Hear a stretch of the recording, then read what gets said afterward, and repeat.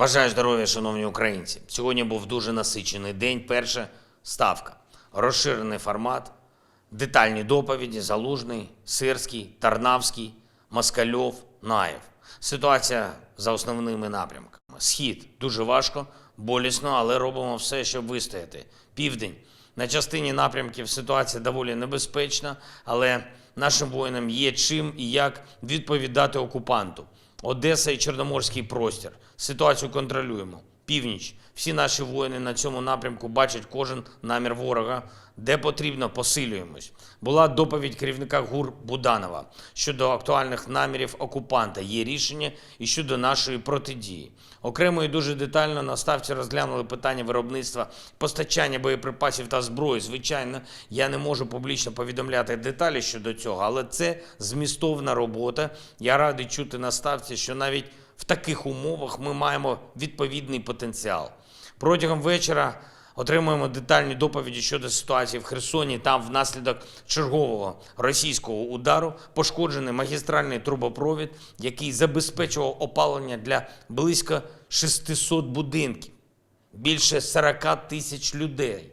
Ремонтні роботи триватимуть без перерви, поки не буде відновлено постачання тепла.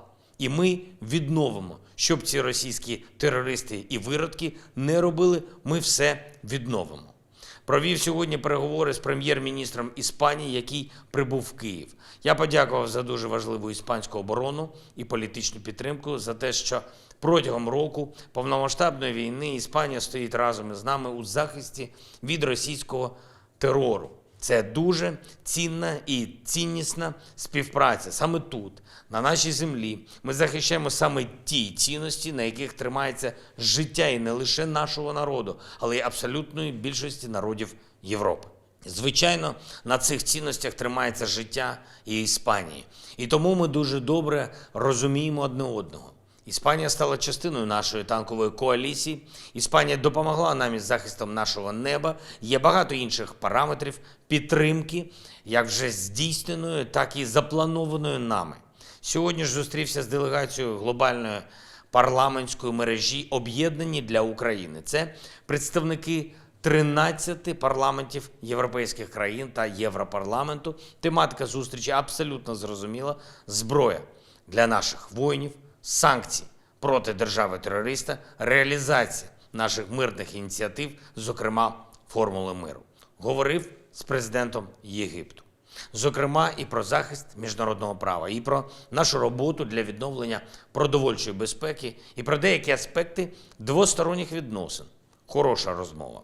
Значну частину цього дня присвятив підготовці до завтрашніх дипломатичних заходів. Маємо зробити все, щоб вони стали результативними для України, дійсно вагомими і не лише з точки зору символізму, бо буде 24 лютого, але й з точки зору реальної користі для нашого захисту. Слава нашим воїнам, слава кожному і кожній, хто зараз в бою. Дякую всім, хто нам допомагає. Слава Україні!